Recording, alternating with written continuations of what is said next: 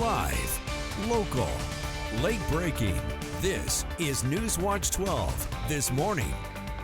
Good morning. The time is 6:30 on July 24th. Welcome to Newswatch 12 this morning. I'm Carlos Marietta. We're taking a live look out South Medford by the Compass Hotel. We first want to turn over to Storm Tracker 12 meteorologist Sarah Kress. And Sarah, how's our Thursday so far shaping up to be? Well, Thursday is looking like we can expect more chances for thunderstorms. Also going to keep a close eye on new fire risks. But we're going to take a look out at Grants Pass this morning, where we're waking up with temperatures into the 60s, calm conditions, clear skies, areas inland. Around the rest of the region, we're sitting at 64 into Medford, Klamath Falls at 52, Yreka 63. Along the coast for Brookings, waking up with a bit more fog with us this morning into the 50s. But out the door into the Rogue Valley. It's going to be a mild start to your day, but temperatures warm up and it's going to be feeling a bit hotter at the time you're into the afternoon, and that's when we'll start to track out our thunderstorm chances. They're expected to be more numerous and widespread today, especially into Siskiyou, Lake, and Klamath counties. Now, as we're along the coast, expect those coastal clouds to stick around for another day and those high temperatures to stay a bit cooler. So if you're heading out to the Curry County Fair, expect a very similar day to yesterday. Now, in terms of those thunderstorms, they're expected to be a bit more scattered and widespread into Klamath and Lake counties, as well as into Siskiyou. Some of those storms even have the possibility to be on the stronger, and maybe one or two severe storms will develop today as well. Now, the risks that come along with this are going to be abundant lightning, damaging winds. We could see hail up to about a quarter size, and new fire starts are also a potential today. Areas over east side and into Northern California do have that increased risk, and new fire starts are expected. So coming up in our next forecast, we'll talk about the timing, how long these storms are expected to last, and then take a closer look at your weekend as well. And following up just one day after ordering a special legislative session to address ODOT's funding shortfall, Oregon Governor Tina Kotek unveiled her own proposals to fix that issue. That includes a package to add new taxes and fees to areas of transportation, including increases to state payroll taxes, vehicle registration and title fees, electric vehicle fees, and a 6-cent gas tax increase. The 6 cents will cover ODOT, will cover cities and counties to fund our struggling transit districts across the state, particularly our transit districts in rural parts of the state. They are facing a financial cliff. This isn't everything they need for future sustainability, but this will get them through to continue to maintain their services. Republicans called the proposal and special session a tax grab. The special session is scheduled to start on August 29th. The Rogue Valley Transportation District hosted a public meeting to discuss the reduced routes and funding. Oregon State Board of Directors and community members were in attendance to give their feedback on the reductions. The routes that are being reduced include many in the Medford, Ashland, White City, and Jacksonville areas. Public transit users expressed their concerns with the discontinued routes and how they affect them. I'm the president of the National Federation of the Blind here in town. Cutting these services would impact our group's ability to meet. We would be literally scrambling to get to our meetings. Love this town, and I'd like to see it continue in a good way, and the buses are part of that. The Board of Directors approved the reductions, and the Rogue Valley Transportation District will be working closely with the government on federal and state levels to get more funding. In developing news, police are now revealing new information about the night of the murders, just hours after Kohberger was sentenced. The documents explain how the bodies of the 4 University of Idaho students were found after being stabbed at their off-campus home.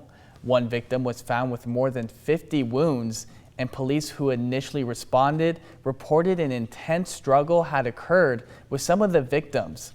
One of the 2 surviving roommates, Bethany Funk, told police that just days before the murders, Kaylee Guncalves told her that she had seen an unknown man near the house staring at her while she took her dog for a walk.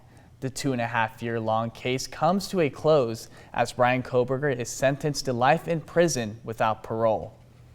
He chose destruction. He chose evil. He feels nothing. He tried to take everything from me.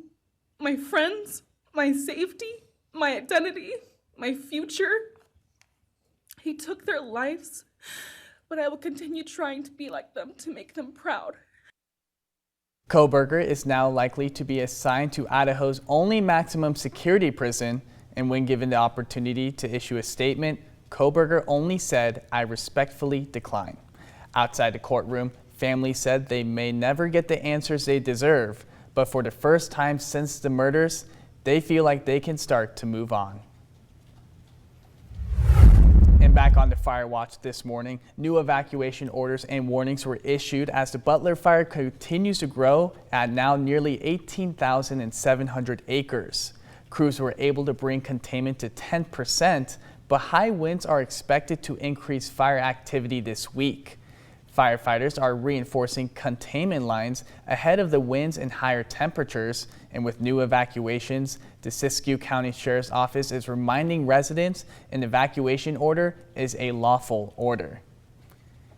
And the city of Wairika is closing all public access to the Greenway immediately due to the extreme wildfire hazardous conditions. The city says dry conditions are increasing the risk of fire starts, and the closure prohibits pedestrian access, cycling, recreational activities, and parking within Greenway areas. The closure will remain in place until fire weather improves and is deemed safe for public use. In news this morning, California lawmakers are pushing for relaxed emission rules in the hopes of bringing down gas prices. A group of Democrats are pushing for the proposal after the closure of several state refineries, and Democratic State Senator Jerry McNerney is one lawmaker who is pushing the proposal for flexible emission standards.